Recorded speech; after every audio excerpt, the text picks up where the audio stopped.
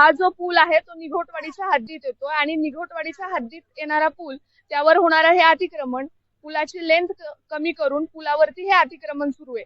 त्यानंतर निघोटवाडीचे सरपंच जे आहेत नवनाथ निघोट यांच्याशी देखील फोनवरून आपण संपर्क साधला।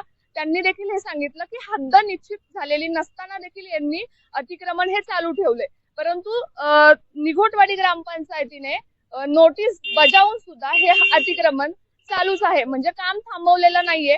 थोडक्यात प्रशासनाला झुडकारून हे अतिक्रमण चालूच राहणार आहे, आपण असं म्हणूया। म्हणजे प्रशासनाला देखील केराची टोपली दाखवली आणि अतिक्रमण चालू ठेवलंय। तर या संदर्भात तहसीलदार असतील, प्रांत असतील, कलेक्टर असतील, यांना माझा सगळ्यांना एक प्रश्न आहे की जर तुमच्या नोटिसेला हे उत्तर असेल तर तुम्ही पुढे काय करणार?